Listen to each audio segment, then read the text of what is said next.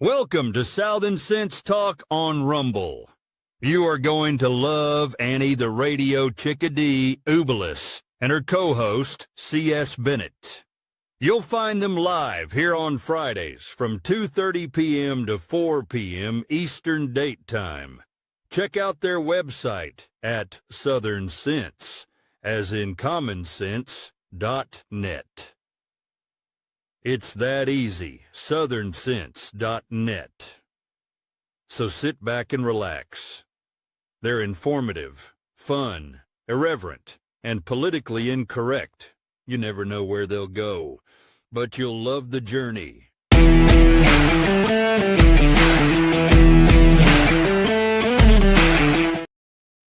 Well, welcome to another adventure here live on Southern Sense. I'm your hostess with the least mostest, Annie, the Radio Chick-A-Dee, along with my co-host, Curtis C.S. Bennett.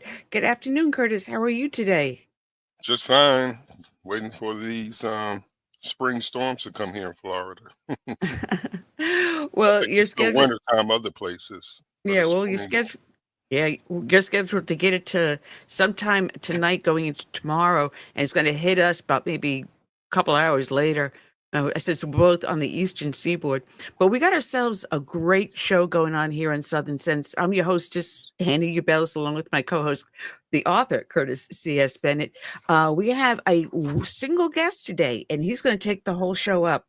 Anthony Constantino. He's a Republican candidate for New York District 1, where Elise Stefanik held the seat.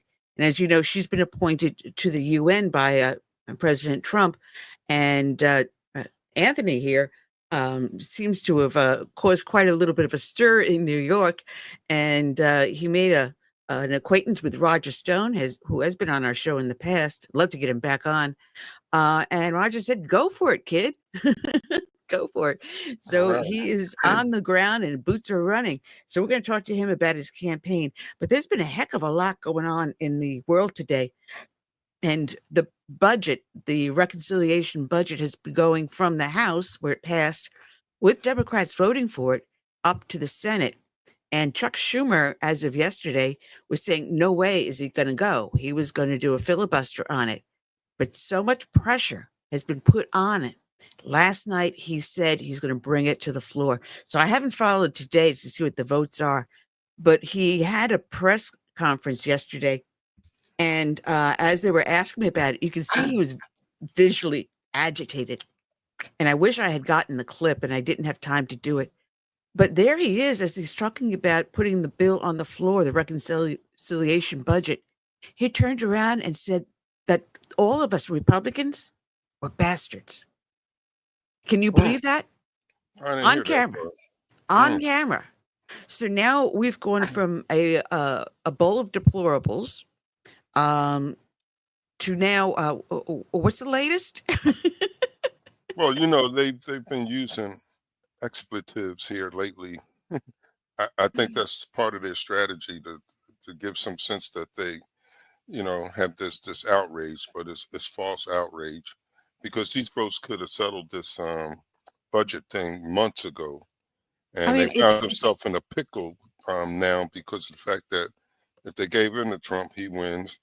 If they resisted him and there was a shutdown, guess what? Who gets the blame? The Democrats. Yeah, because it would be the Schumer shutdown. They were already calling it the Schumer shutdown, and he didn't want that tag on him, so it caused him to say, "All right, I'll bring it to the floor." But I would love if I should have gotten Newsmax up on the other screen, but you can only watch and can't listen. I don't want to keep on turning my head off the screen here. But if anyone is watching, is out there that knows, is just post on one of our social sites. We're up on Facebook, LinkedIn, YouTube, X. We're also up on Rumble. We're up are live on Substack also. Where the heck are we half the places? That one is, that one's Rumble. That one's Substack, and that one is WordPress, our home webpage. So you can also join us on our home webpage, which is southernsense.net. We've got a chat room open on there. I try to check it every so often to see what's going on. But we got ourselves a really, really good, exciting show here, and I'm glad that we have it. I'm going to do the dedication a little early today so that if Anthony does, pop in a little early, we can bring him in. But those that watch our show or listen in on the show know that we start each and every one with the dedication to a fallen hero. And today's dedication is going to a World War II and Korean War veteran. Hershey is his nickname, Miyamura. He's a Medal of Honor recipient from the state of New Mexico. And here is his dedication. In the annals of military valor, Hiroshi Miyamura stands as a beacon of courage and resilience. Born in New Mexico, Miyamura joined the U.S. Army, serving valiantly in the Korean War. His most notable moment came during April 1951, when he courageously held back enemy forces, ensuring the survival of his unit. Captured and held as a prisoner of war, Miyamura endured the harsh conditions of a Korean POW camp. With unwavering strength, despite the adversity, his spirits remained unbroken, embodying the indomitable spirit of a soldier. After his release and return home in 1953, Miyamura was awarded the Medal of Honor. Honoring his bravery and sacrifice, his legacy remains a testament to heroism, inspiring generations to come. We celebrate Asian American Pacific Islander Month. We are honoring a man whose name you've probably heard. He is Hiroshi or Hershey Miyamura, and a hero in so many ways, and we are honored to share his story on Memorial Day. At the Comfort Suites in Gallup, a Veterans Museum honors New Mexico's brave men and women. One in particular, Hiroshi Miyamura. Called him up, and he answered his phone, and I got nervous, and I said, "Oh, I'm sorry, sir, I got the wrong number," and hung up. Ken Rees reflecting back on how nervous he was more than a decade ago when inviting Hiroshi to the opening of the museum. He got the courage to call back, and a friendship was born. Many of Hiroshi's military honors are proudly displayed on these walls, but it started with a personal battle. I felt I was an American like anyone else. But the U.S. military didn't think he was American enough to serve in the Army. We have to prove that we're loyal to this country. At 18, he would finally do that and served as part of the most decorated American unit in World War II. But it was the Korean War where his actions would shine. On April 24, 1951, realizing his unit was going to be overrun, Miyamura ordered them to retreat. But he stayed behind, fighting off an overwhelming number of enemy soldiers.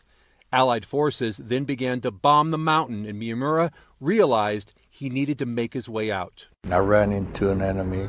I bayoneted him, and he had a grenade, and he threw it at me, and I kicked it back, and it went off. I didn't realize then I was hurt, but I made my way down the mountain. Eventually, he fell to the ground and heard the words no soldier ever wants to hear. A voice in English said, "To get up, you're my prisoner." He spent 27 months in a POW camp. When released, he learned his actions earned him the Medal of Honor. I remember all I could say was, "What?" Something heroes get, but an award Miyamura told Reed he didn't agree with. I'm no hero. I was just doing what I was trained to do, or that's kind of was always Hershey's mentality. So when did Hiroshi become Hershey? Well, Reed said that happened when Miyamura was just a kid. His third grade teacher could not pronounce Hiroshi. So when taking attendance one morning, she said, "I'm going to start calling you Hershey." And it stuck. And it was funny, too, because he loved Hershey's candy, so it wasn't just a catchy nickname. Hershey grew up to be a husband, a father, a grandfather, and an American hero who wouldn't take no for an answer. They said, "No, you have to prove yourself because you're at war with the Japanese, and that's our ancestry. You have to prove that we're loyal to this country." In November, at his funeral in Gallup, we were all reminded of how he had done just that. Proven to the U.S. military, he was an American. Of all the honors Hershey received, the one he admired the most, what impacted him most was having a high school named for him in his hometown of Gallup. And that he died just 6 months ago when he was only 97 years old.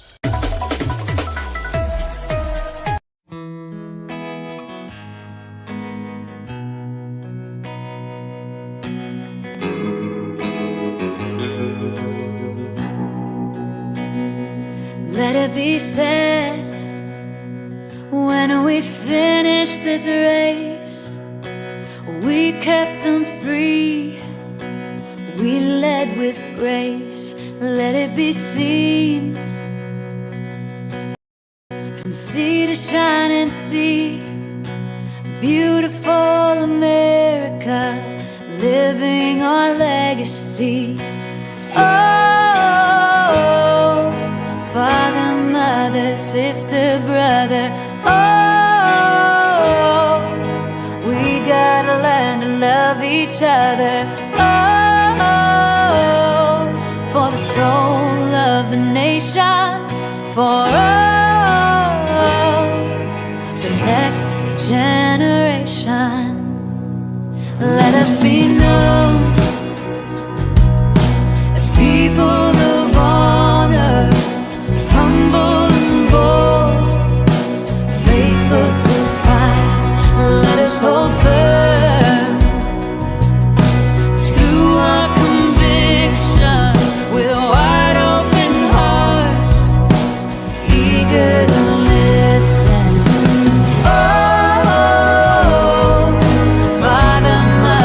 Sister, brother, oh, we gotta learn to love each other. Oh, for the soul of the nation. For the next generation.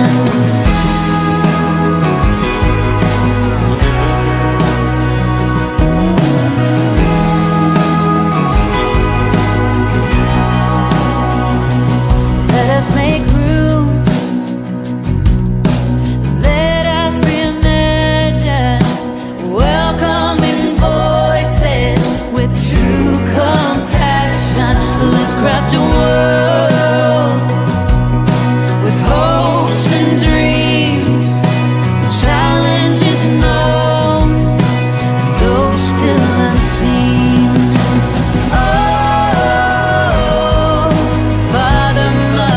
Sister, brother, oh, we gotta learn to love each other. Oh, for the soul of the nation. For the next generation.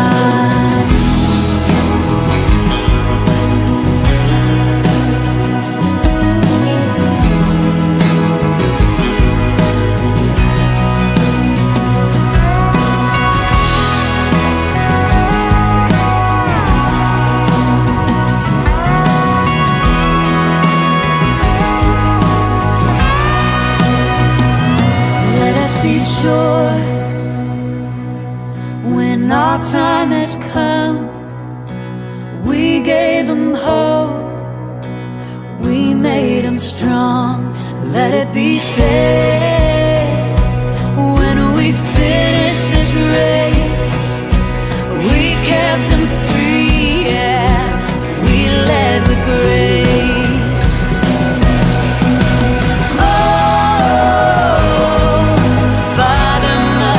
Sister, brother, oh, we gotta learn to love each other. Oh, for the soul of the nation. For the next generation. Let it be said.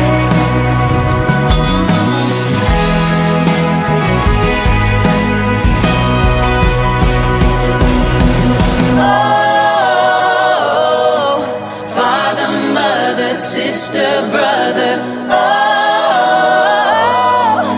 we gotta learn to love each other. Oh, for the soul of the nation. For the next generation.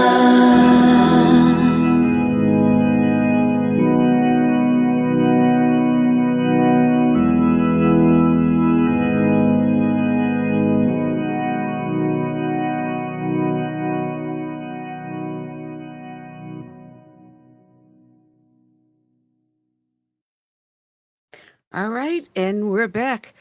Wow, that was some dedication, huh? I mean, Yeah, very inspiring. Yeah. What he And did. here's someone that could have said, "Hey, I'm a victim. I'm a victim. I'm a victim." Instead, he goes, "No, I'm an American." Yeah. And he That's what. like Hershey's. True story. My grandmother always used to carry Hershey, those little mini Hershey candy bars in her purse. So whenever one of the grandkids was nearby, they would get a little Hershey bar. Mm. Oh, Hershey. Yeah. Some of the things that have been happening, last time we were here, we were talking about Zelensky and Ukraine. And wow, a lot has changed since then. Zelensky has not only come back, we can basically say crawling on his knees. He's come back and he's capitulated to everything that was in the original agreement and is now willing to sit down and have peace talks, go for the ceasefire, have the peace talks. And Putin on the same side is also coming forward. So it Good. looks like Trump may be making headway. So far, he's been going after Putin saying, hey, listen, you got to do this to save lives. And every time Trump talks about Ukraine, he goes, I'm not here for either Putin. I'm not here either for Zelensky. I'm here to save lives. Can you imagine now when he leaves office, he'll be called the president of peace? Whoops, what happened? I'm sorry. Oh. My finger actually hit the keyboard. I wonder if they would nominate him for Peace Prize, Well, there are some people trying to put him for that. They're trying to put his face on the $200 bill. We don't have a $200 bill, but they want to create one and put his face on it. I got that would be. I got a $2 bill with his face on it. But the thing is, they gave Obama the Peace Prize weeks into his presidency, and he didn't do anything. Never did anything. No. I mean, it was such a sham, Yeah, and then we were talking about people screaming about the tariffs and prices going up. And I was shopping. Yes, I went to Wally World, Walmart. People don't know that. But I also go to Harris Teeter. But on the way back, that's what I do. But as I'm going through Walmart, little boxes of tissues, in little square boxes, there are either 60 to 80 little tissues in it. Oh, yeah. And we're paying upwards to $3 a box at one point. Wow. And they got down to around a little over $2. I'm saying, okay, that's a lot better than before Biden came. When Biden came in, everything went through the window. We were paying like 99 cents a box. And as I'm going down the aisle, I'm looking, and yeah, it's the Walmart generic brand, and it was just a little over $1. I said, dang, the price of paper is going down. I mean, my mom alone goes through 2 boxes a week easily. So I'm throwing them in the cart. Yeah. But I'm seeing in little places here and there, I'm seeing that prices are starting to come down. These tariffs may be doing exactly what Trump intended to do, is to help lower prices for Americans. But in some areas, you're going to get a little bit of turbulence. Some areas, I'm not seeing the huge drop in prices near me for eggs yet. Well, they're in the $6 range here. They were $8 and $9. Wow. Yeah. Wow. But they're down to about $6.50 now. When I got up to the area where the regular size eggs were, because I like to buy the jumbo, and the jumbos were down around $6 and $5, $5.99, $6.99, like that. But the regular ones were down to around $4 and change, and the case was empty, absolutely empty. Well, so yeah, the prices of eggs are going to drop, but these are things that all we're going to be talking about. The culling of all these hens, these laying hens, when only a handful of birds got the virus. Right. Instead of isolating those birds and seeing maybe if you can treat it and create an immunity so that it doesn't pass on to other birds, and the virus does not go into the eggs. So they're completely, even if they laid the eggs, they're still good for human consumption. So what the Biden administration did was utter destruction. It caused more chaos. But listen to the way CNN is reporting the price of eggs coming down. They have, the price of eggs are coming down, but they will spike up again. So they have to always have some little negative component to anything positive coming from this administration. That's the shame. It's Trump derangement syndrome, but it's backfiring.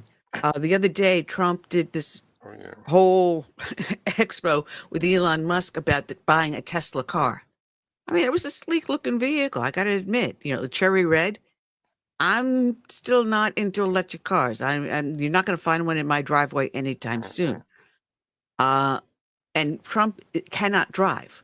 It's not that he doesn't know how to drive, but the Secret Service will not let him drive. He must be under their protection 24/7. So even though he bought this car, he can't drive it yet. Well, you can drive it around the property, I guess. As far as I know, well, it was that other model that was bulletproof. Because I remember when the guy blew himself up outside of a hotel or something. He didn't Yeah, even down in shatter Las the Vegas. window. Yeah. Didn't even Yeah. shatter the windows. I didn't know that that vehicle was bulletproof, and that was a rental. Yeah, yeah. Well, when Trump did this, the left just went berserk Oh because yeah. just prior to him doing the vehicle, there were people going to dealerships and destroying the Teslas there. There were people that are driving it, finding their cars, and while they're in it, being attacked. I mean, I'm sorry, that's not right. If you don't like the Tesla vehicle, there's a way you just boycott it or whatever.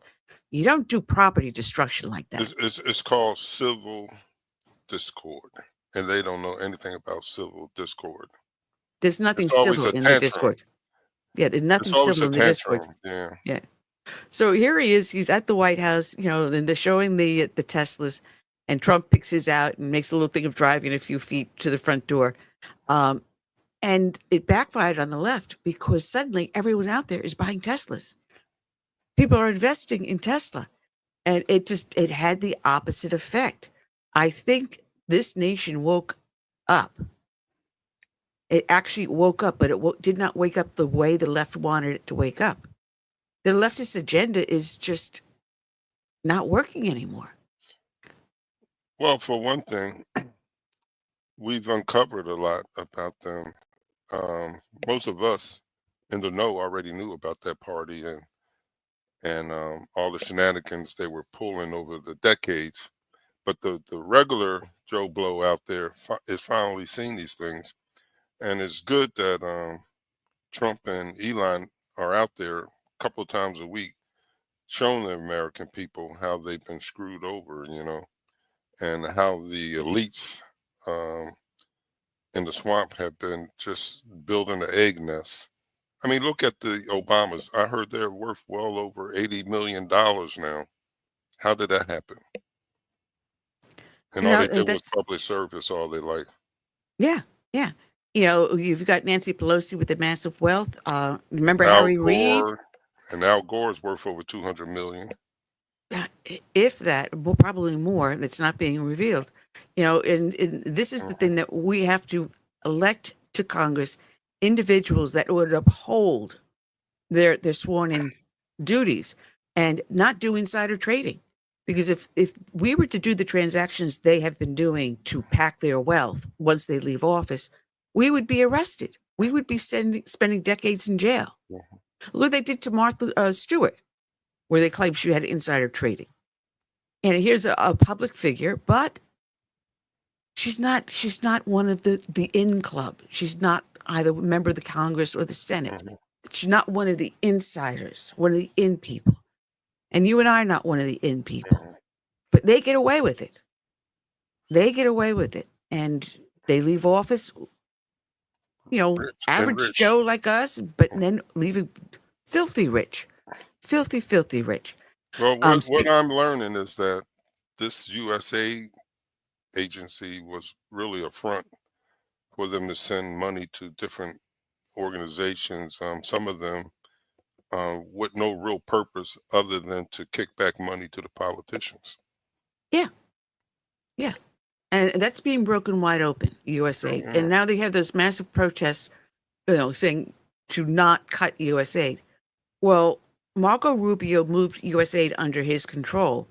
And he said, there's a select number of things that we are doing, grants that we are doing that are worthwhile. And we're going to keep Of those. course.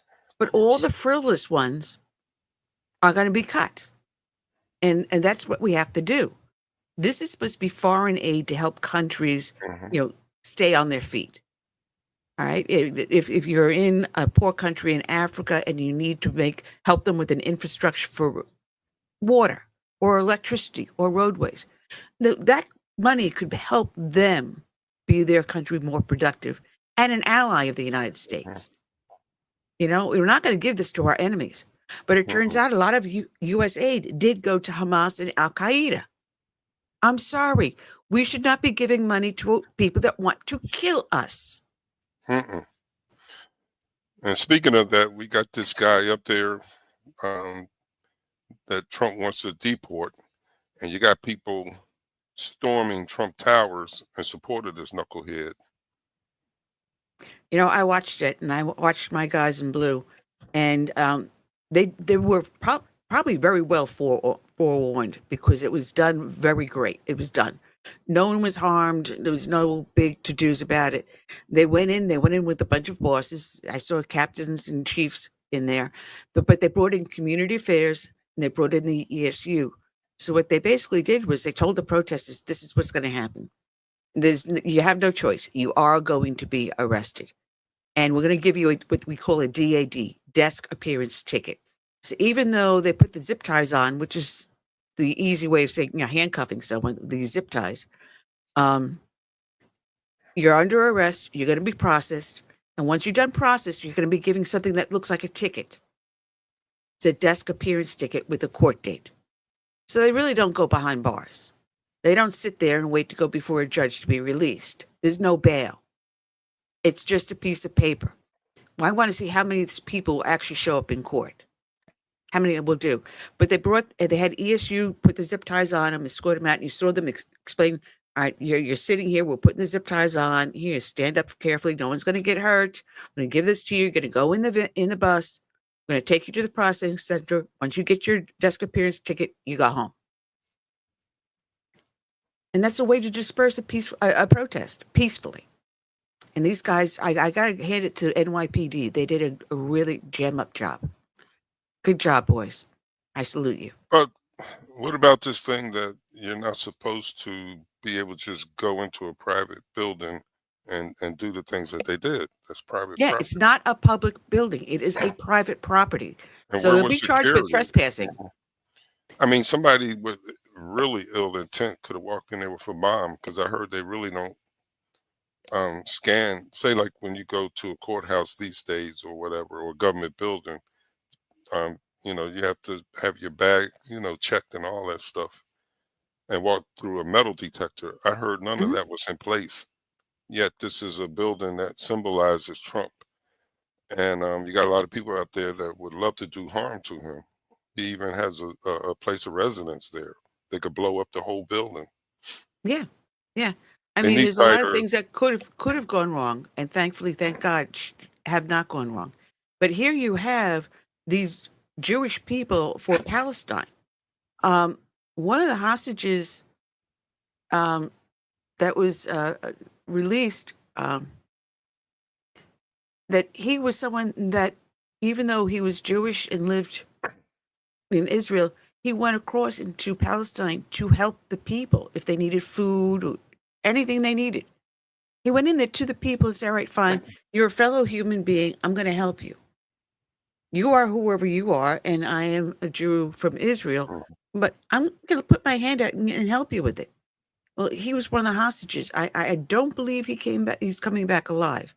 But I'm seeing now that Hamas has agreed to release. Came back dead, man. Because I think they got one more American Israeli or Jew. Yeah, well, at this point, Hamas has agreed to release Israeli Americans, and one of them is within the 4 bodies being released. Witkoff has just announced it, and he also warned on Hamas about breaking the ceasefire. And basically, Trump and Witkoff are saying, you break the ceasefire, you're going to have the full force of the U.S. standing behind Israel at that point. So we got a lot to see, a lot to go on. Also talking about the tariffs, Canada. I mean, they have something like a 200 some odd % tariff on stuff that's coming from the U.S. into Canada. And Trump says, well, we're going to put a 25%. That's like about 1/4, or 1/10, I'm sorry, 1/10 of what Canada's charging us. And all of a sudden, the Canadians are up in an uproar. They threatened to cut off electricity. Why we have electricity coming from Canada into the United States, it comes into New York, Michigan, and I forget 3 other states. Why? Because they followed the green energy plan, and they don't produce enough electricity for their state. So they have to go to Canada to import electricity into the state. Open back up. Oops, I'm sorry, I did it again. My keyboard's too close to me. I hit the space bar and it knocks you out. I don't know. I'm Italian. I talk with my hands. No, it knocks me out. I KO'd you. Oh, jeez. I'm sorry about that. But you know, when Tesla set up his generators at Niagara Falls, it lit up basically all the Northeast. Down in New York, I was under the impression, and we gave a lot of that up to Canada. I don't know the exact story, but I do know that New York had closed down the coal-firing plants and a couple others, and they produce far more electricity than green energy can or ever will at this point in time. It's like green energy produces something close to like 1/4 of or 1/3 of what they actually need. There's a huge gap. And if you don't get that gap filled, you're going to be facing rolling blackouts. Now, imagine people that are on life support and other things. They need electricity 24/7. If they don't have it, their medications will spoil, or they will turn off machines they need to live on. You'll see a lot of people dying only because someone wants to push the green energy plan ahead. Now, I'm not saying don't stop researching green energy. Maybe there's something in the future down there. But right now, we can still produce fairly clean energy using coal, oil, water, nuclear, and it produces far less waste right now. You know, you've got these solar panel fields that are taking up entire farmland. Well, where do the animals go to graze? Where's the crops? What is it producing? And yet these solar panels are toxic. They're hazardous materials. So when they go down, whether they get hit by a hailstorm or by some other destructive measure, or after 10 years they need to be recycled, they're hazardous materials. And to use the rare earth materials to produce a lot of this stuff, you have to destroy massive land. I think it's like you have to do something like 100 million tons to produce enough material for one electric battery. How much land is destroyed? Well, I'm sorry, I've got a long way to go before we say convert everything to green energy right now. Keep what's in place and see what can work side by side. Don't stop researching. Maybe there's a future in it somewhere. But at this point, we need this here and now. Whatever energy policy we come up with, we have to take into account that it takes some years to get all these things back into production that the Democrats, halted. And a lot of these companies, they're uncertain about opening up refineries and stuff again and drilling and stuff in the event that the Democrats get back in power and stop them after they put all this money into it. So we have to put things into law so they can't change it. Well, with that, we're going to be talking about a lot of different things and probably some of energy and everything else with our next guest coming on. He's actually stealing the whole show. He is. He's going to steal the whole show. We're just waiting for him to settle down somewhere and we can bring him on. He's going to be, I see him in the green room and he's clicking in. So we'll have him within a split second. And just give me a thumbs up, Anthony, when you're ready. But anyway, Elise Stefanik, she has been appointed now ambassador to the UN. And we have a gentleman here that is running for her seat. Let's bring him onto the stage. Anthony Constantino. And Anthony, I was telling Curtis that there's How you a doing? possibility that you and I Antonio. may be related. Because I sent a message over because my mother's aunt, her last name was Constantino, and she came over with a bunch of Rendinas, was their family name, and they settled in the New York, New Jersey area. So when I mentioned your name, and my mom turns around and goes, well, my aunt was so-and-so, and I think I sent you a message about that. So it's possible that we are related somewhere along the way. I don't think Anthony can hear us. Can you hear us, Anthony? Got you now. I just fixed it. I can hear you now. Oh, okay. All right, we had All some right. technical difficulties, but we're good now. All right. Well, I was just mentioning that I'd sent you a message that it's a possibility that you and I may be distantly related. Oh, very cool. Very cool. I still talk with my hands. Every time I move my hands, I'm Right? not. Italian. I think the president's a What- little Italian too, right? The president's Yeah. Well, we say Anthony instead of Anthony. So I yeah, don't some people say Anthony, some people say Anthony. They do different things. Tony. well, actually, you're running for Elise Stefanik's seat in New York District 21, which is obvious from your hat. Right? Yeah, which is the upstate New York area. And you made headlines because you put up a big, huge sign on your company, which is Sticker Mule up in Amsterdam, New York. And they make great T-shirts and stickers and everything. A little plug for you, stickermule.com. I'm wearing a shirt right now. It says fight, fight, fight. And here it's a, believe it or not, a very good Republican area. And people don't realize upstate New York is basically conservative and Republican, except for the Albany area. And it used to be Long Island. Nassau and Suffolk County were always highly Republican. And I'm born in Suffolk, and lived in Nassau. So I know the area very, very well. And like many other New Yorkers, though, I left. Because Correct. we saw the liberalism that was going on and the policies and the rise of taxes and the cost of electricity and everything. And we all decided, hey, listen, I've got my retirement, I got my pension. Goodbye, New York. I'm going to go to somewhere where I feel more at home. And that's what a lot of people in New York are feeling. They're being chased away by woke policies. And that's one of the reasons why you decided to speak up.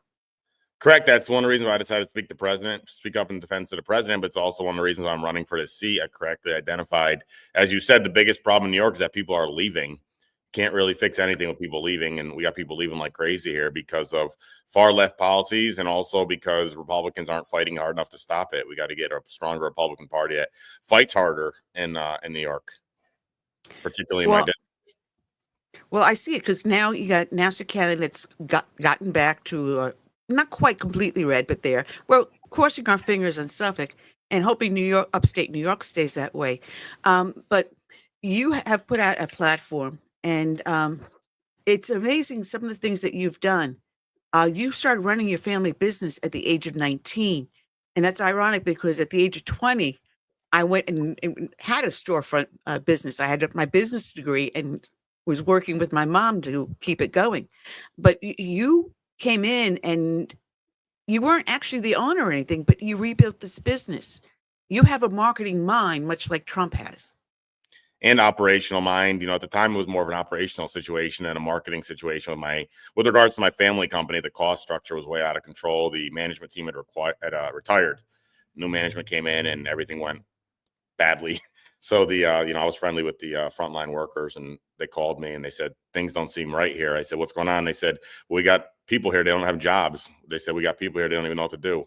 So there was a cost situation where, costs were out of line, and I stepped in to fix it because nobody else knew how to do it. And I ended up getting rid of most of the management team, most of what you call overhead costs, and protecting the factory jobs as much as possible.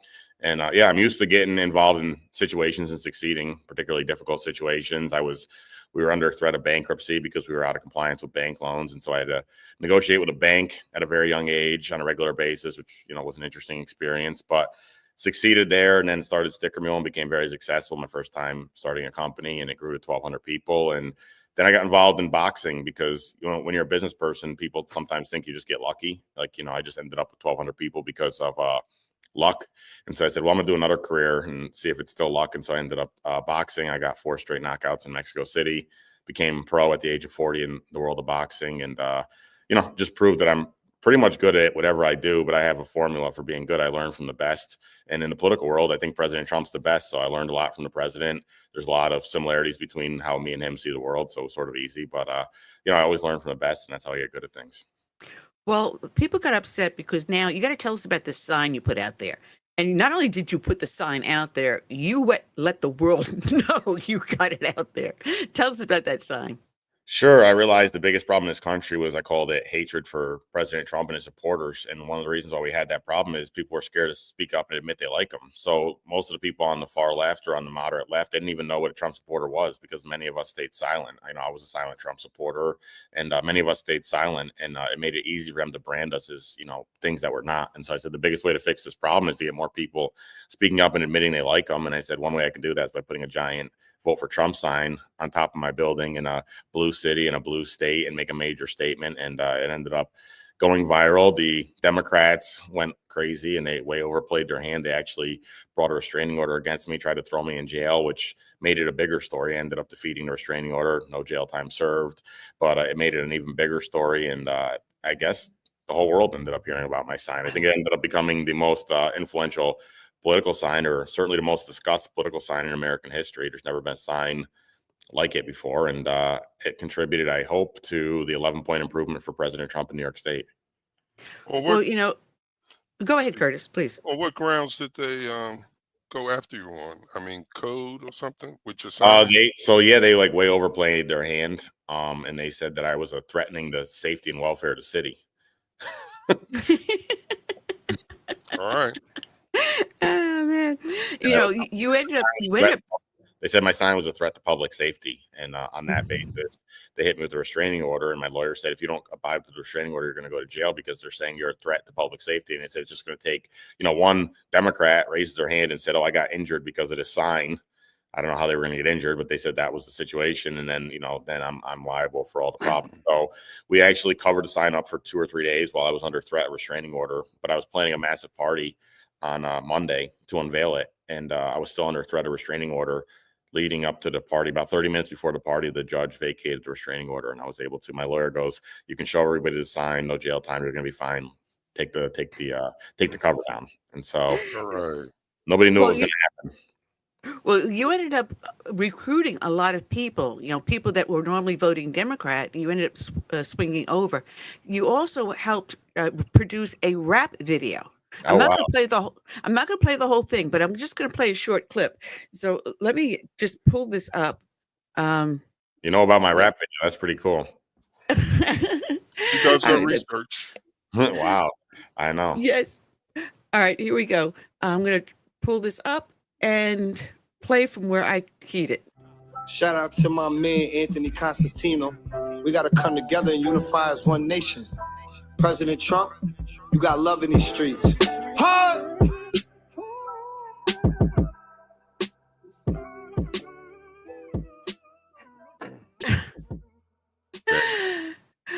All right. I mean, that was awesome. Was that not? Yeah, I hope it made a big impact as well. Like, my goal is to flip as many people as possible to support the president. The only way we're going to get real progress in this country is if we change minds permanently, because we can't just win on the basis of turnout. President Trump wins, and then he's got to deal with a lot of angry people. The real way to make permanent change is to change minds, and I believe that you can change minds. Even President Trump showed it. He had the Leaders of Resist movement at the inauguration. If you remember, Jeff Bezos was really anti-Trump in the beginning with the Washington Post, and many of the tech guys were really anti-Trump, and he changed all their minds. They're all now supporting him. So, I wanted to get other people involved. I couldn't believe I put out this rap video. I thought I did a great thing. Then I run for Congress, and believe it or not, Republican leaders locally, they attacked me for associating with rappers, because they said he says dirty words sometimes. I said, well, how are we going to flip the state if you don't talk to people that think differently than you? Trump used dirty words sometimes too. Exactly. Yeah. Exactly. They said, why are you friends? They didn't like that. The party leaders, they attacked me for being friends with a rapper. I said, I got the rapper to go on record and say he likes the president, and he wears a MAGA hat in a community where people usually don't talk about the president. And he's bringing awareness about the good things the president is doing to a community that usually doesn't hear that message. So I'm happy to have that relationship. Well, if people want to know about your campaign, your website's very, very simple. It's vote, VOTE, the number 4, voteforanthony.com. Very simple. I've got a little banner running on it. People can copy down the website and go to it. Want to get to you are actually considered an outsider coming in, and because you're not the traditional candidate that the Republican Party in your county would have drafted. You think that's going to give you the edge there? Well, with the voters, for sure, I'm number one. We did 2 polls now, and I came out number 1 in both polls. So 2,300 respondents in the first poll, about 1,900 in the second poll. I came out number 1 in both polls, which is pretty impressive considering I'm going up against a bunch of people that have been doing this for a really long time. So I'm going through something very similar to what the president went through.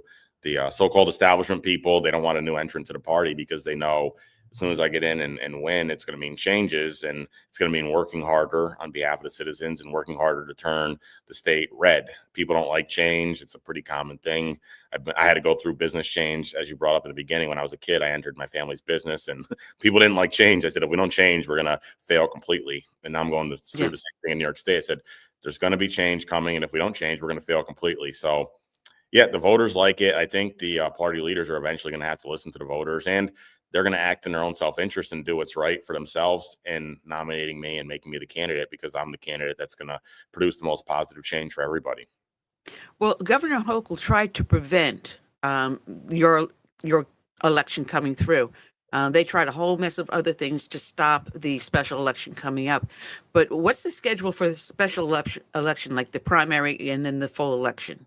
Well, as I understand, it's still in the hands of the president and Speaker Johnson and Congresswoman Stefanik. They have to have a conversation as to when she vacates the seat, and then a special election will be held. The governor tried to suspend it or postpone it for a really long time, but that effort was defeated. So right now it's in the hands of the president for the most part. All right. So I know it has to be done within so many days of the day she vacates. Correct. Yeah, as soon as she vacates, then then the action starts. But I'm already ready to go. I'm actually in my volunteer operations base right now. We already had over 100 volunteer signups. I got the message out over the place. I'm already number 1 in the polls. My enthusiasm on social media is through the roof. My website traffic is bigger than the Democrats' website traffic, and we're getting a lot of signs out on the street too. So I'm ready to go. I was talking to some party leaders the other night. They said they totally respect. You can't just spin up a campaign out of nothing. So they said some people, they criticized me. They said, "Why are you starting a campaign already?" I said, "Well, I'm not going to wait for the nomination, and then I got to spin up a campaign out of nothing. You got to do things one step at a time. You can't just go from 0 to 100 in 2 seconds." So we're building up campaign infrastructure, whether it's website, signs. In fact, one of the party leaders said to me, they said they're impressed with the fact that I got all my everything designed. They got my signs designed, my logo designed. I got everything designed, my flyers designed, everything ready to go. They said some of these people, they get the nomination and then they got to call consultants or do whatever they got to do, but I'm doing it all myself. And I write my own copy too. So everyone's directly from me. Well, with my late husband, we had a graphics business and a printing business. So we did a lot of that. And in my county here, I designed and had printed all the signs to fight a sales tax, and we defeated it. I mean, massively defeated it. And I have to laugh because now I drive around the county and I still see some of my signs hanging out there. I'm going, yes. You kind of like smile when you drive past one of them. But in New York, some of the issues that are going on with New York, it's very difficult to get a concealed carry permit. You have to jump through so many hoops. You have to show a reason why. And just to have a firearm in your own home can cause a lot of problems. I was lucky because I had been with NYPD, so all I had was my ID I needed, and I'm good to go. But for the average citizen, having a concealed carry is almost impossible. Do you see your ability, once you get to the House, to change federal laws to make it harder for states like New York to be anti-gun? For sure. I got an agenda up with regards to the Second Amendment on my website so you can see everything I plan on doing, but there's a lot of levers we can pull at the national level to overcome New York State's tyrannical laws towards gun owners. One of them is national concealed carry reciprocity, which I want to support. And you're right, we have to fix that. That's one of the reasons. The lack of respect for the Second Amendment is one of the reasons why people are leaving New York State. The criminals get guns, but the good guys can't get them so easily.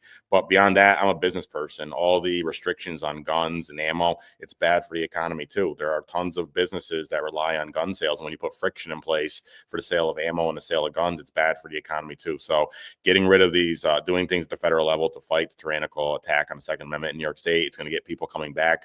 It's going to get people happy living here again. It's going to help grow the economy. So you can check out my website. I got a big agenda with regards to that I want to tackle.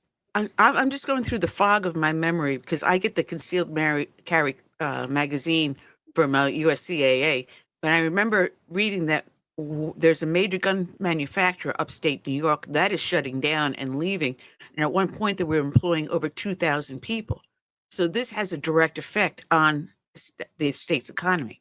Exactly. People don't realize it's an economic issue. We often talk about Second Amendment in terms of, the rights of the people and the fact that it contributes to crime and other problems, but it's also an economic issue. I'm a business guy. I want to grow the economy. It's one of the biggest things we got to do to get people living here. It's an economic win to reduce the tyrannical laws with regards to the Second Amendment in New York State. We should be making it easier for people to buy ammo, easier for people, law-abiding citizens, to buy guns. It'll grow the economy. Well, we also find attacks on our constitutional liberties. One example is California has a bill that's been proposed, 1333, put forward by an assemblyman, that basically you have no defense of self-defense in an instance.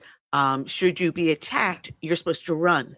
But if you're attacked and you're defending someone, and you end up using your firearm, you have no self-defense, plea.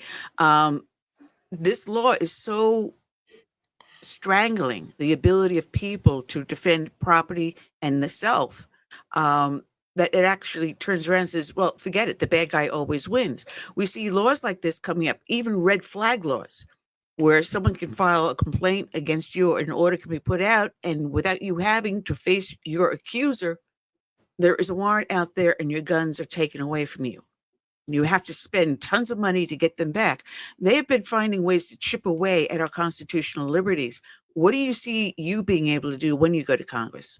The best way to stop all this is to shame the Democrats and to educate reasonable-minded people that what the Democrats are advocating for is to make life worse for everybody, to grow their own political power. They want to take guns away to grow their own political power because they're the ones that are fans of tyranny. Look what they did to the Daniel Penny in New York City. The guy was trying to protect people and they put him through hell. Luckily, he won his case, but look what they did to him, and look what they did to other people that tried to defend their homes during the riots during the pandemic. People try to defend their homes and they put a lot of people through hell. But the Democrats want these things because they want to increase their own strength. They want to increase their own political power. They want tyrannical control over the citizens. They want to be the only ones, but they want the government to be the ones with guns and the citizens not to have it because they think they own and they control the government. And they never thought a person like President Trump would get in there. President Trump's the first president in my lifetime that's really a true citizen that came from a non-political background and entered the White House and is advocating on behalf of citizens. But Democrats think they control the government. What is it? 90% of DC is Democrats. So in their view, they control the government and they want a situation where the government has the guns and the citizens can't have them. And we got to educate citizens that what they're advocating for isn't to help people. It's to grow their own political power. Well, you said, I'm sorry, Chris, you said something, Tony, in that, the attack on you and Trump, on your website, you've got a fantastic website, and I encourage people to go to voteforanthony.com, where you were attacked by experts such as CNBC and Forbes, even to the point where one tried to bribe you into silence by demanding you make a $25,000 donation. I'm in the midst of reading Dr. Maloney's book, The Psy War, and he's going to be our guest in 2 weeks. And I'm finding so many common things in the way they attacked him and in the way they are attacking you. And this is the same thing they've been doing to Trump and to myself, too, where you find yourself being the Psy War that's being attacked on American, and suddenly you no longer have your freedom of speech. Will you be going to Congress to make sure they do investigations into instances like this, where the government works with a second party like media or some other organization to silence our voices? I have a lot of thoughts on, some of these organizations that behave very badly, silencing free speech, particularly Facebook, Reddit. I'm actually engaged right now. I have great attorneys. My attorneys are in contact with the Texas Attorney General, with the U.S. Department of Justice, and with the FTC with regards to Reddit's treatment of my business. People don't know this, but Reddit actually also attacked me for my support of the president. As soon as I supported the president, one of the major subreddits, one of the biggest subreddits on Reddit, totally banned any mention of Sticker Mule, and they smeared me in the process. They said Sticker Mule's you can no longer say nice things about Sticker Mule because they're engaged in bad behavior. Well, nobody even know what that behavior means. So Reddit is defaming me, and they're also silencing free speech right, and we believe they're in clear violation of the law, particularly Texas law and federal law. So I actually just my attorney spoke to Texas AG. We got a press release coming out shortly with regards to that. But yeah, we're going to do whatever we can to stop this. We have to stop it. There's a lot of bad behavior going on inside. I'm a tech guy. I actually put out a statement recently saying New York needs a tech savvy congressman that can navigate these issues. I'm the best one by far in this regards. We need somebody tech savvy that understands what's going on inside Google, what's going on inside Facebook, that understands the mindset of a Mark Zuckerberg when he does the things he does. My brother actually went to high school with Mark Zuckerberg, so I have a little bit of an insight there. So ironically, yeah, so I know a little bit more than the average person about him, and I watched him and I watched the way he conducts himself. He's trying to be he's very two-faced, trying to befriend the president now and pretend he's one of us. He's permed his hair out and he's wearing a chain and pretending he's something he's not. But I have some deep insight into Mark Zuckerberg and into Google, and I was one of the early investors in Google. Yeah, I know these companies well, and we have to take action against them. That's why we're currently talking to the Texas AG about Reddit. Well, it's funny because when I was looking for the video that you had done with the rapper Ruck, every time I keyed in to Google, well, actually I was using DuckDuckGo, and it was using Google returns, which I'm saying, wait a minute, that's not why I got DuckDuckGo. But it came up with things with Rosie O'Donnell and everything else until I finally said, I'm going to fine tune this search, and I was able to find the video. So you are right. These that control the internet control the response, and then they control the people because of what they spew out instead of giving you the honest truth. I'm most concerned about the people that control the internet, and we need to do something there to make sure that they're controlling it fairly. Luckily, Elon Musk stepped in and became a fair-minded person in control of X, but that's only one major network. We still have Reddit and Facebook and Google that probably are engaged in not so great behavior. If you look at their donation patterns, you can imagine they're not engaged in the best behavior. Oh, I want to mention to the listeners and viewers that you actually funded yourself with $2.6 million of your own money. So you're putting your money where your mouth is. So if people do want to go and support you, they can go to vote4Anthony, vote4Anthony.com. Curtis, you did have a question. Go ahead, please, darling. Yeah, I want to go back to the gun issue, ownership issue. If I'm not mistaken, Washington, D.C. had one of the most restrictive gun policy in the nation at one time. And I think they won a case at the Supreme Court that allowed them to have ownership of guns. Isn't that something you can, your area can review and see how they won, and if it's applicable to all states or just that? No, correct. I'll do, once I'm in Congress, I'm going to do whatever I can to increase the right, protect the Second Amendment and increase the rights of gun owners.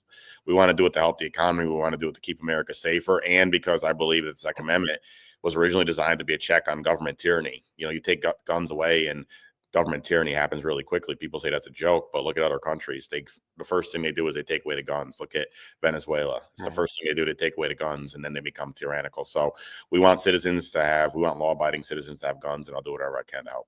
Well, what I'm saying is, it seemed like this case, something like this was already litigated.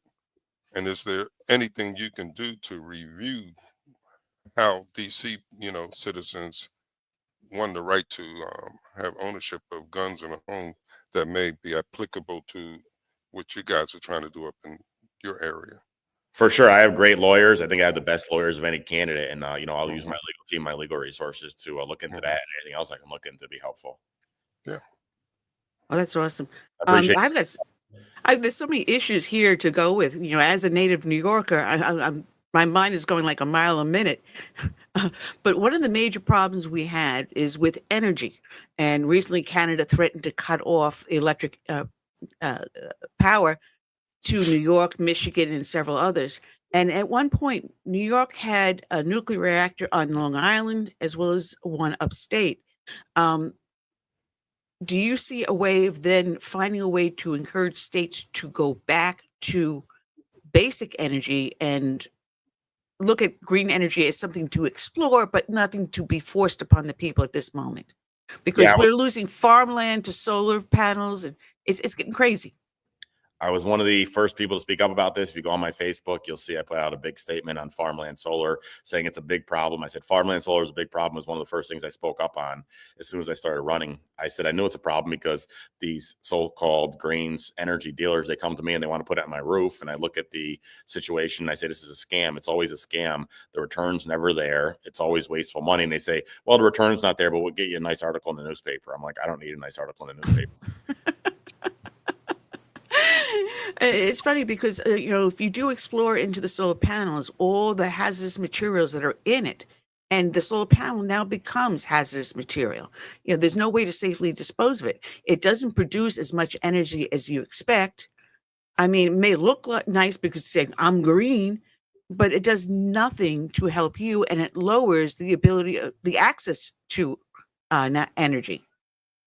Correct. Yeah, correct. It's not the best use of resources. I realize, like, Democrats don't realize, they think resources are infinite. You can just endlessly do things, but we have finite resources, finite farmland, finite money. We got to use our money and our farmland in the best way possible. Farmland is for cows and crops, not for virtue signaling. So I'm a big fan. I'm hearing great things about nuclear, that nuclear is something we should be looking at strongly. People that are negative on nuclear are thinking about, eras gone by. Look at, when we had issues with nuclear, you're talking about 30, 40, 50 years ago when, computers took up an entire room. Now you have powerful computers that take up a small device that fits in your pocket. And so we have a lot better technology now. And I'm hearing great things about nuclear. And nuclear, I'm told, can solve our green energy issues very quickly and in a cost efficient way that makes sense and keeps us energy independent. So I don't know why we're not looking at that instead of wasting all this energy on farmland solar. We should be supporting our farmers and helping them grow their crops and raise their cattle.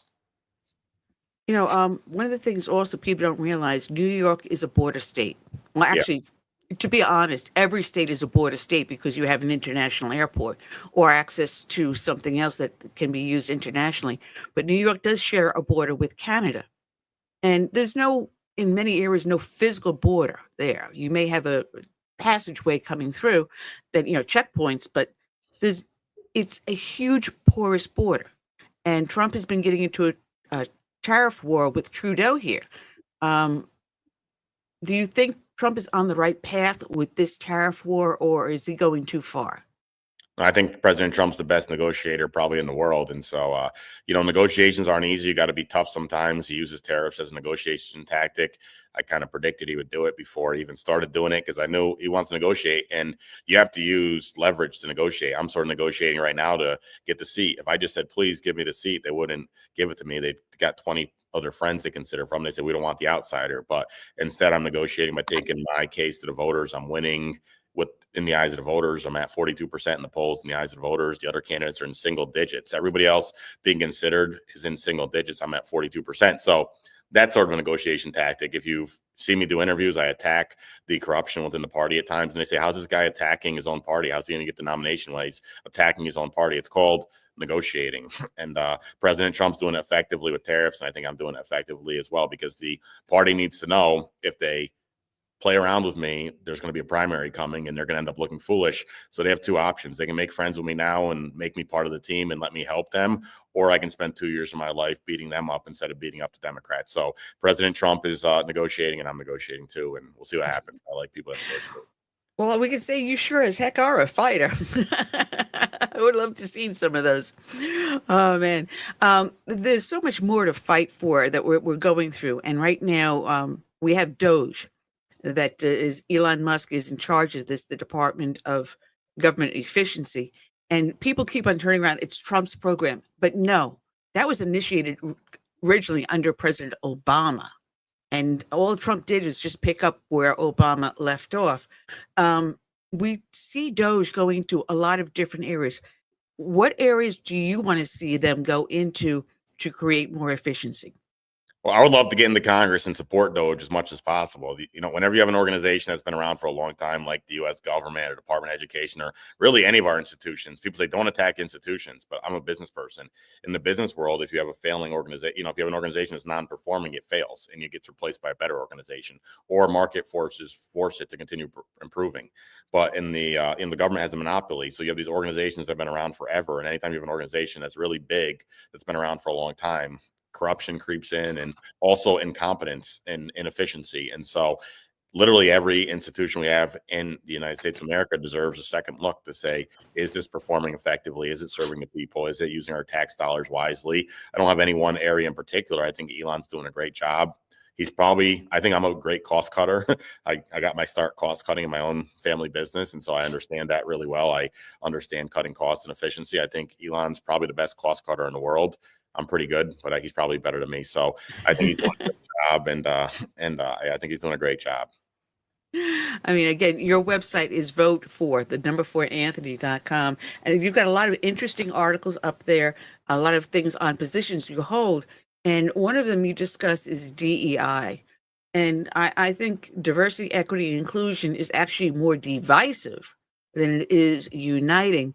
And what do you see going in Congress as to how we remove DEI from our American systems? And we got to remove it completely. I never put DEI in my company, even though I have a very diverse management team. They're all there on the merits. As soon as you say DEI, you're disrespecting people. I have a diverse team, but they're all there on the merits. They're the best possible people for the job, and that's the way people want to be treated. People don't want to be disrespected with DEI policies, because if you say I'm giving you the job to fill a quota, that's disrespecting the integrity of the person. So we don't want that. I'm very disappointed to find out that 3 of the people running for my seat on the Republican side are actually DEI candidates. It's unbelievable, but there's 3 people running that are DEI candidates. I can't even believe it. But we got an assemblyman running that voted for DEI. He's a Republican. He voted for DEI. We have another person running who's a man who says, I own a business, but then he listed his business as women owned to profit off of DEI opportunities with government contracts. He goes after government contracts, and he takes government contracts away from legit male-owned businesses by saying his business is woman-owned. I said, well, are you a woman, or is your business owned by somebody else? Because he said, I'm a great businessman. I have a great business, but he lists it as woman-owned. So I don't know what's going on with him. And then it's true. Good question. You ever see him? It's true. No, I see him. He looks like a pretty, he presents himself as a tough guy, but then he said his website says woman owned, and he's doing that to go and get contracts in an unethical manner by beating out people that are fighting on legitimate grounds for businesses. That's called DEI, and President Trump doesn't like it. I don't like it either. I think it's fine to do whatever you want. If you're in the world in business and you want to list your business as a woman owned to get contracts, that's fine. But don't run as a Republican when you're conducting yourself in that behavior. Like, just stay a private citizen and pursue your business. But don't get involved in Republican politics when you're taking advantage of DEI. And then we have another candidate that, the only thing she's running on is that, I'll be honest, it's a female. She's polling at nothing. But she's being considered because she's a female. And I talked to the chairs. I said, why is she being considered? And I probably shouldn't say this, but it's been said to me far too many times, and I'm getting sick of hearing it. But they say, well, she's pretty. She's pretty. I've been told this 5 times. And if they think I'm not going to repeat things that are told to me, they're crazy. But, you're not supposed to say this. But, if somebody said it once, I'd say, okay, that's fine. But I had it said to me again last night. I said, why is she being considered? She has no background. No background, no legislative background, no business background, no political background, no nothing. They said, well, she's pretty. I just wonder how she got herself the nomination. What she did to do well, it. No, I didn't say that. I did not say that. But she's involved in a situation. It's all old men. And they're like, oh, it's look. One of them said she'll go on a cruise with me. I said, this is the weirdest thing I've ever heard. I know. That's what I'm saying. I'm wondering how she worked her way up to that one. So you're gonna consider her candidacy because she's gonna go on a cruise with you? It's a little weird. Like, there are other women you can talk to in the world other than this candidate. Mm-hmm. Now, when it comes to the strategy of the Democrats on the pushing back on DEI policies put forth by Trump, what they're doing is they're boycotting businesses that are kind of like running away from DEI. It's like Target. So they figure if they pretty much exactly.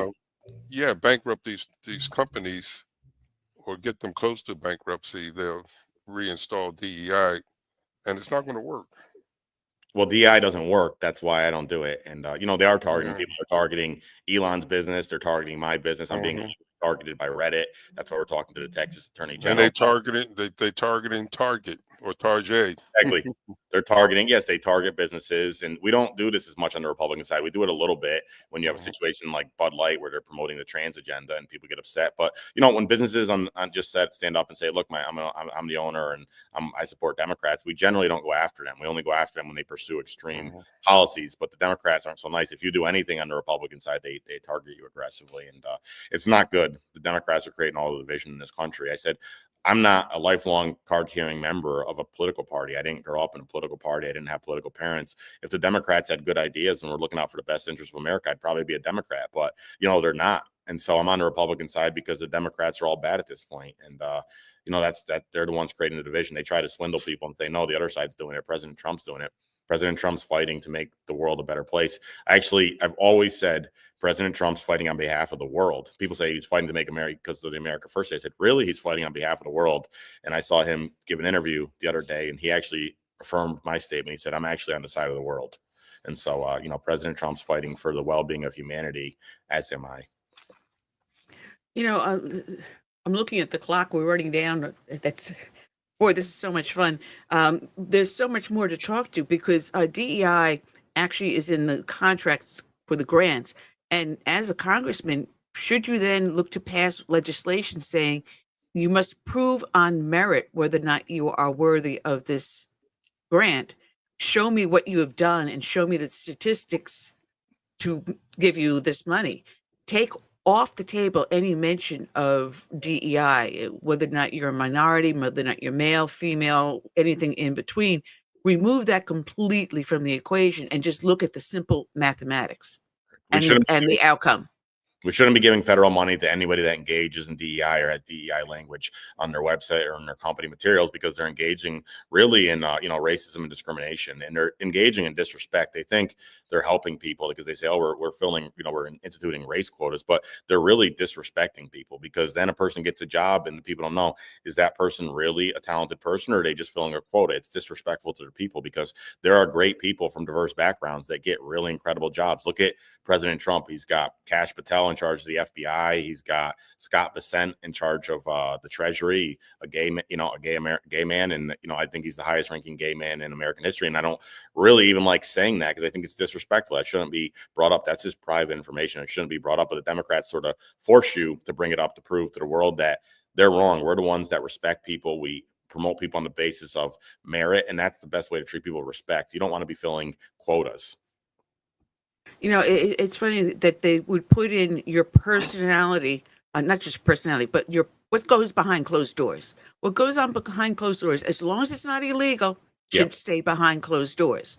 As long as you're not hurting anyone else, it's behind closed doors. What you do for the American public should be the only thing that's up there on the stage. Correct. That's all that should matter. Race shouldn't matter. Sexual preference shouldn't matter. Sexual preference really shouldn't matter. It shouldn't even be anything we're talking about. Why would I need to know that with regards to somebody? But they want quotas with regards to sexual preference too, which is crazy. What are you supposed to do? Do an interview and say, what do you ask the person what their sexual orientation is during the interview? That's a weird thing to even be talking about. So, I support people, the best people, doesn't matter their background. If you know me and you know my social circle and you know my business management team, I got people from all different backgrounds.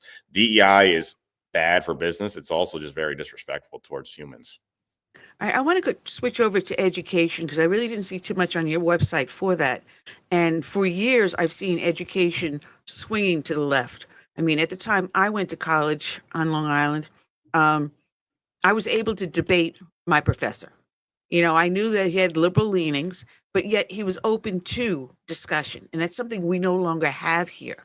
We're no longer allowed to share and challenge each other and find a middle ground often that you can when you do that.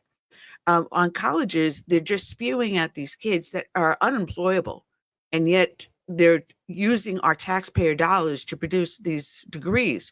You have a perfect example, Columbia University, where they brought all these kids in on scholarships, grants, or whatever, and they're out there doing these pro-Palestinian, pro-Hamas protests. They just arrested the one that was the ringleader, Khalid Mahoub, whatever his name is, which he's being held for deportation, thankfully. But we're allowing these foreign students to come in on these visas. They don't produce anything. They graduate with basket weaving or whatever, and we're paying for this on our dollar. So how would you turn around and say to Linda McMahon and say, listen, what are we going to do to restrict these grants so we prevent something like what's going on Columbia University, the recent sit-ins that they had over there, the attack on property?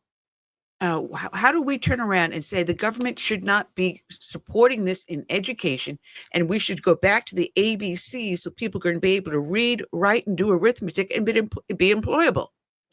Well, at the high school, middle school level, I'm a big supporter of school choice, as I believe the president is too. I'd like to help them get more school choice stuff passed. It's totally wrong what they do. Democrats' policy is almost racist in nature, and that they don't give people an opportunity from disadvantaged communities to escape their community, because they say, look, you got to go to school in this community where the school's not so good. That's not nice. So we want to support school choice as much as possible, and whatever we can do at the university level, we got to do as well. I don't think, you shouldn't be getting federal money if you're engaging in propagandizing your students. If your mission is to indoctrinate students, not to educate students, you probably shouldn't be getting taxpayer money. Republican taxpayers and just taxpayers in general shouldn't have to pay for propaganda and indoctrination of students. If you have boards, I heard that, many of these schools, the professorships, they used to be maybe 70-30 or 60-40, and now it's 95% Democrat, and they're not even moderate Democrats. In many cases, they're far left Democrats that are getting involved in professorships. So they're not even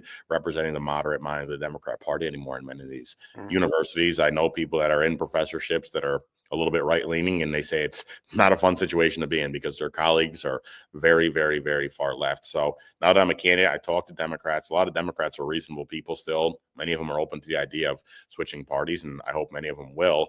But in the universities, you got not just Democrats, you have far left Democrats, and voters should not have to give their money to pay people that are in the business of propagandizing and indoctrinating students.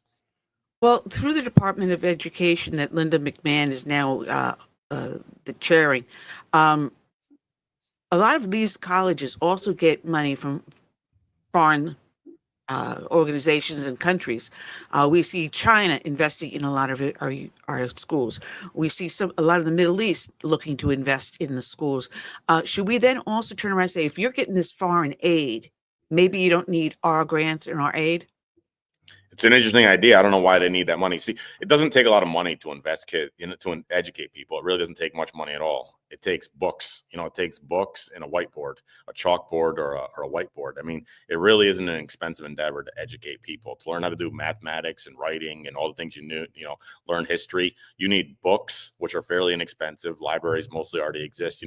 I did most of my education just hanging out in the library and reading. And so you need books and notepads, and you need a chalkboard. I mean, it's really not that expensive. So I don't know what these colleges are raising all this money for. It does seem like, it's a good question.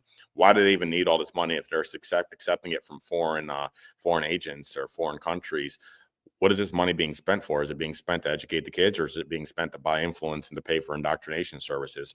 I'm guessing it's the latter. They're giving the money to buy influence and to indoctrinate, because education is really not an expensive thing. Look, I went through school myself, and I'm a pretty educated person. The number one tool I had was a book and a notepad, and that's not expensive.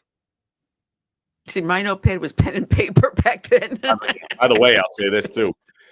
I went to a school called RPI, great school, and parts of my school weren't even air conditioned. And you don't need air conditioning to learn. Through most of human history, we didn't have air conditioning. Our founding fathers didn't have air conditioning, and they were very intelligent people. So you don't even need air conditioning, really. So I don't know what this money is being spent on. If you really want to educate kids, all you need is a room and books and a chalkboard. That doesn't really cost. And you need a good professor.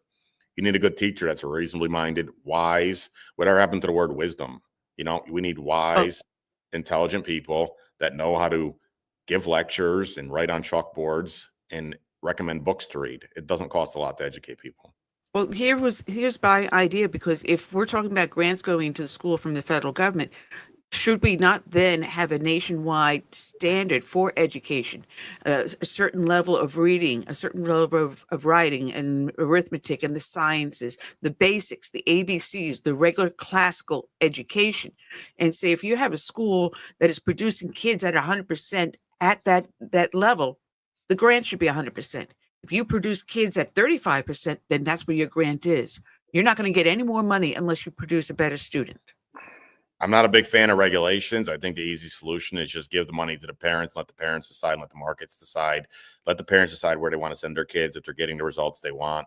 I don't know if we necessarily need regulations. I think if we had a more market-based approach to education, then that would solve everything. Because at the end of the day, it's can you get a job? Can you be a productive member of society? Can you form a family? Can you live happy? Those are the metrics that we're going after. And I think the parents and the students can decide for themselves if they're getting a good education. So we need school choice. We need more educational freedom where people have the opportunity, if they're not happy in one school, to switch to another school.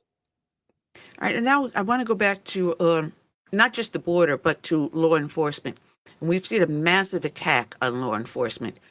We also seen over the years, started under the Clinton administration, federal money going into law enforcement more for community programs.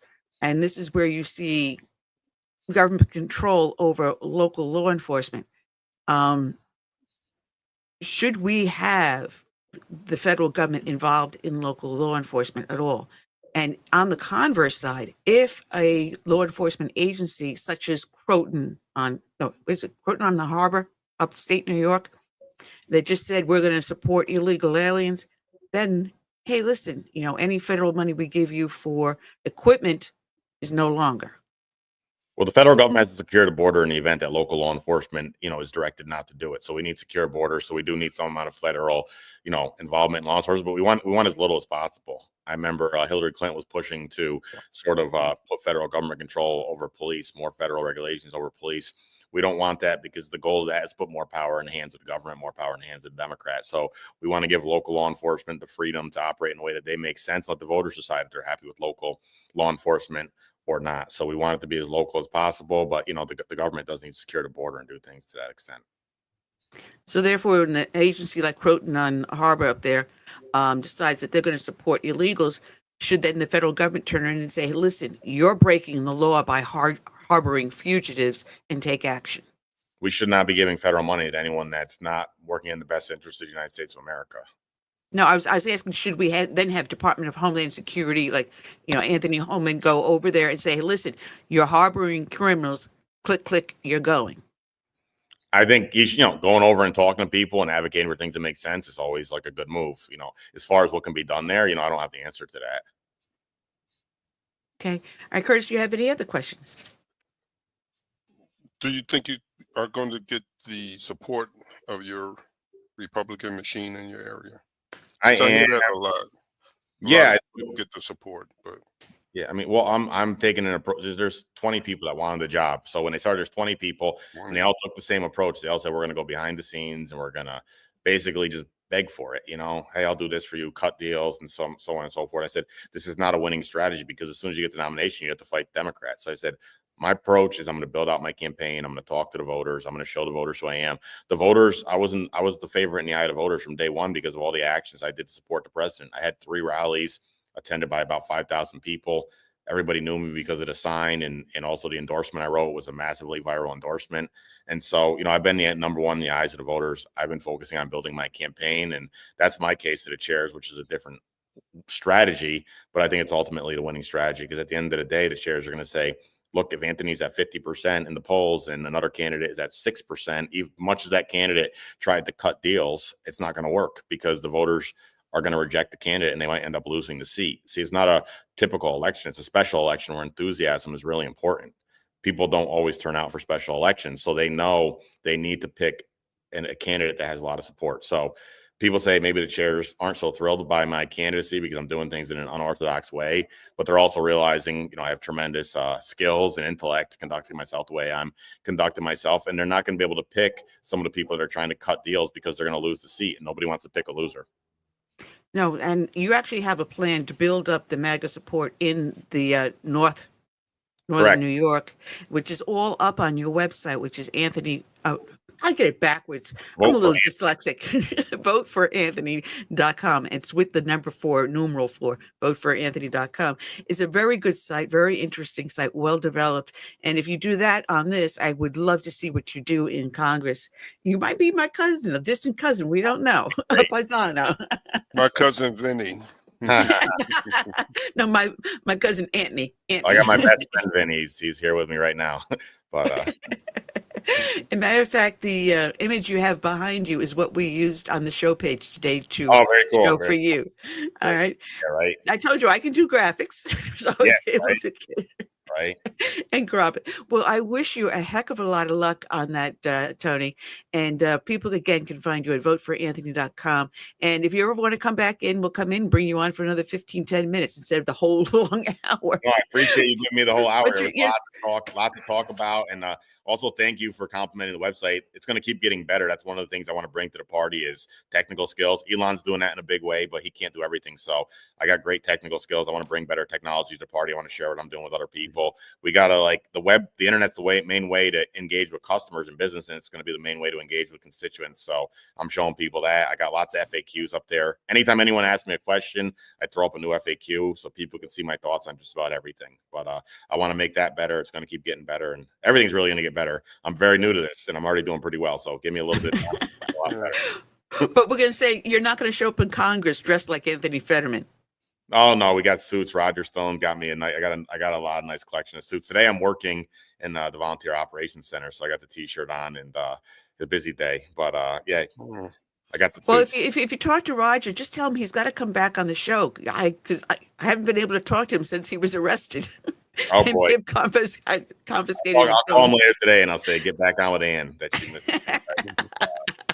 That'll be great. When is your election? Well, like we I said, don't know yet. President, he's probably, maybe sometime in April, it's going to get started. So we'll see what happens. So yeah, stay tuned. And if you also follow me on Facebook, I got the most popular Facebook by far of any candidate. I didn't even use Facebook 3 months ago, but now I just broke, I think 8,000 or 9,000 followers. I'm not sure, but it's growing very quickly. So yeah, check me out on Facebook too.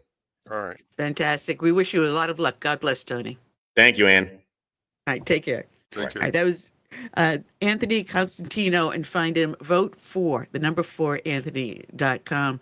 Guys, we're down to our last few minutes, and next week we have Mark Tapscott from the Epoch Times, and we have Bob Walton, who has his own podcast, and the following week we have Dr. Robert Maloney.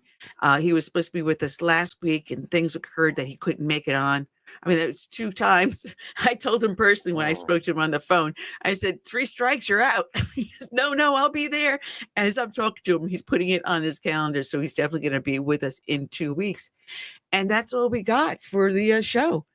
I can't believe that we have gone this far, this fast. Oh, yeah. So at this point, I want to thank you, everyone that's been visiting with us. And we will see you next week. Same bat time, same bat station. Good night and God bless. Be safe. Oh.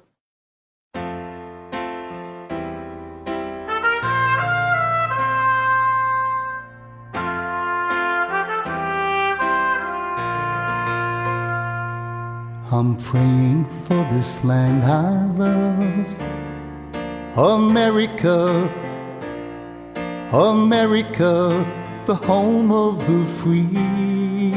But there are people making plans to change America. They've no respect for her or what matters most to me. That's why I stand for the flag and I kneel at the cross. Mourn for the friends I have loved and lost. And I still believe in God we trust, and the freedom our forefathers granted us. I hope it's not too late to save America.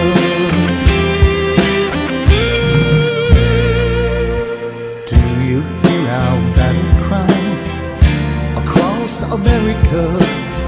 We've got to rescue her. You know it's up to me and you to see the truth behind their eyes. friends. Don't change America. God bless America and the red, white, and blue.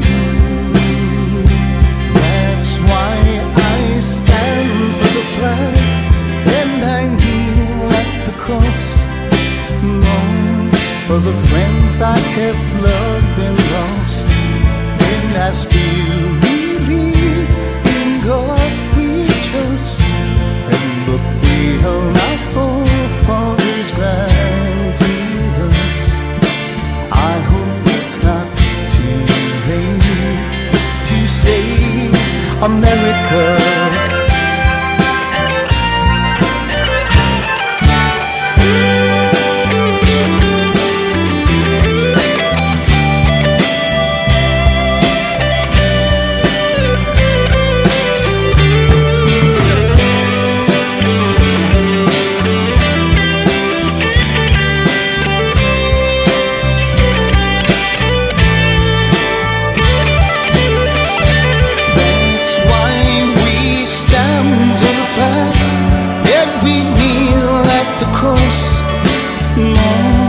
For the friends we have loved and lost, and we still believe in God we trust, in the freedom our forefathers granted us. We know it's not too late to save America. Save America. Let's save America. Together we can save